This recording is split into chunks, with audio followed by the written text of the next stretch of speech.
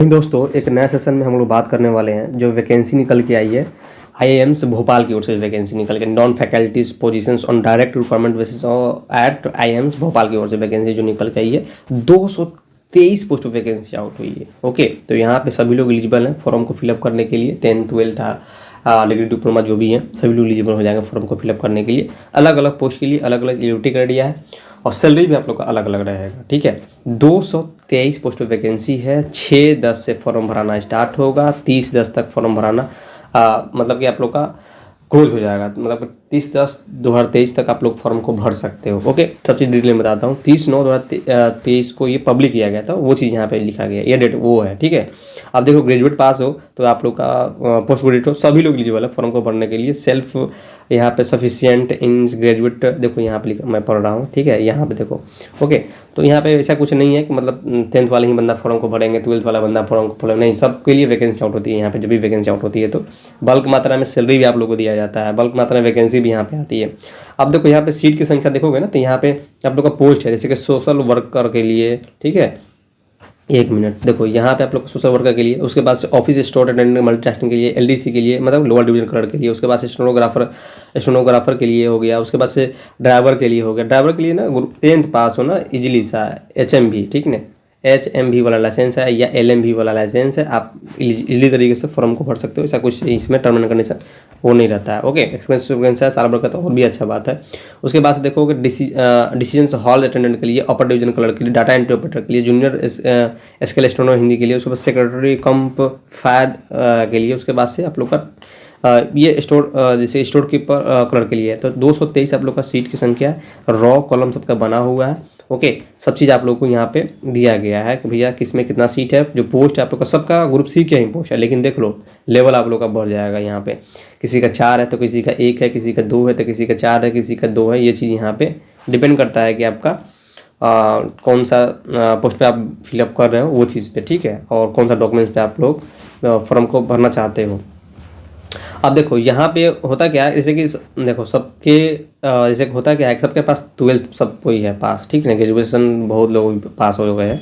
तो होता क्या है कि लोग सोचता है कि यार ग्रेजुएशन पोस्ट पे थोड़ा बहुत टफ होगा एग्जाम या बहुत कम सीट है, तो 10th पे ही भर देता है लोग, 12th पे भर देता है लोग। ठीक है, तो वो चीज़ से डिपेंड करता है, आपके ऊपर डिपेंड करता है। ऑल इंडिया कैंडिडेट एलिजिबल है फॉर्म को फिलअप करने के, चाहे मेल हो चाहे फीमेल हो, डज नॉट मैटर, ध्यान देखना।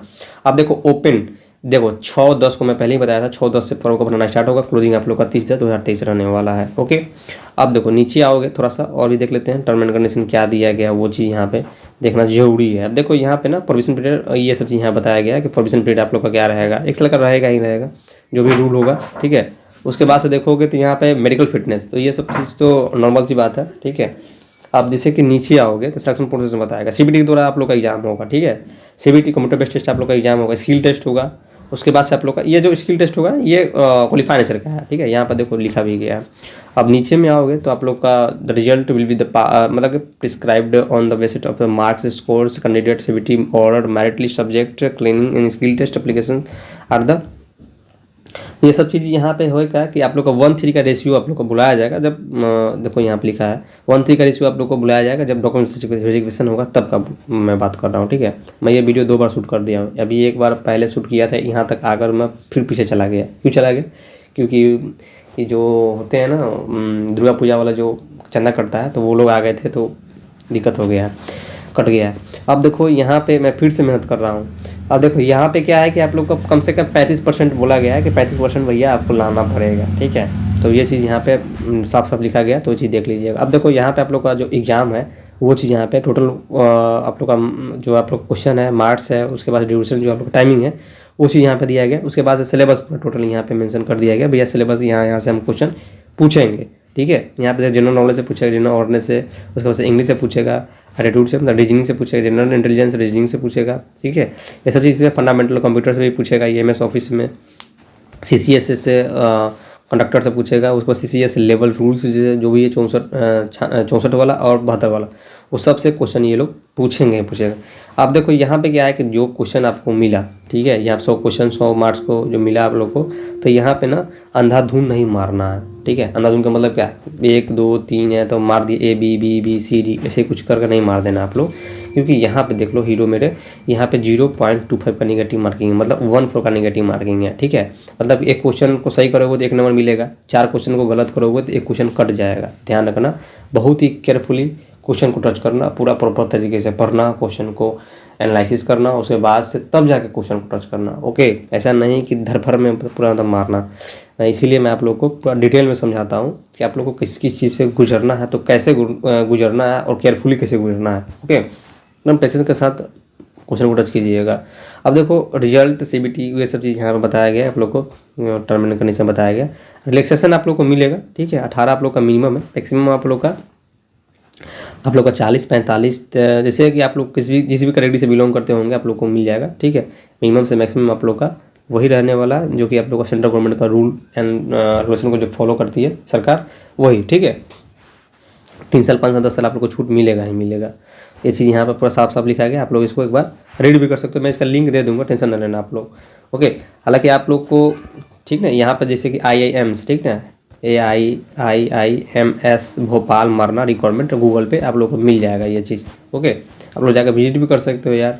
आप लोग कहते हो क्या हो कि सर जो आप वैकेंसी को डिटेल बताते हैं तो ये गूगल पे जो चाहे वो सरकारी रिजल्ट पे नहीं मिलता है। बहुत चीज़ का रिजल्ट जो कि है, या फिर वैकेंसी सरकारी रिजल्ट पे पब्लिक नहीं किया जाता है, नहीं होता, उस पर नहीं मिलता है, ठीक है। तो हम लोग यूट्यूबर हैं तो हम लोग को पता है कि कहाँ पे कौन सा वैकेंसी आउट होता है। ओके, तो आप लोग को मैं लिंक भी दे देता हूँ। ओके, टेंशन ना लेना आप लोग।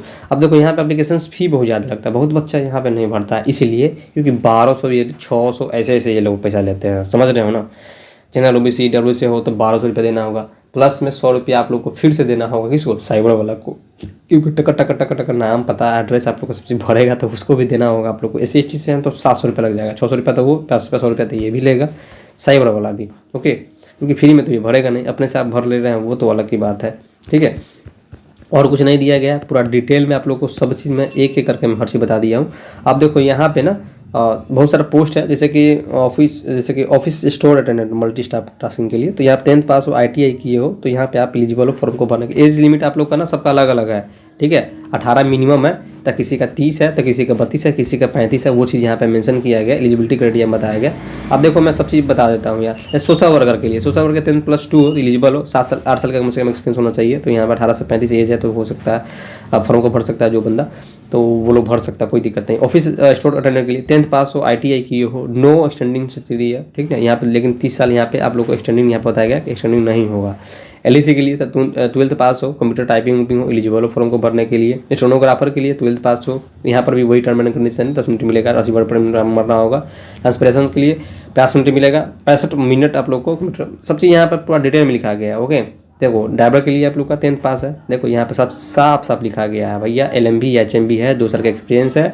कमर्शियल व्हीकल के लिए 18 से 27 एज है, मतलब ये मैक्सिमम एज है, ठीक है। 3 साल आप लोग को, 5 साल, सब चीज़ आप लोग को, ये टर्म एंड कंडीशन है, वो जो चीज़ है आप लोग को लगेगा ही, रूल को फॉलो करते हुए आप लोग को छूट मिलेगा।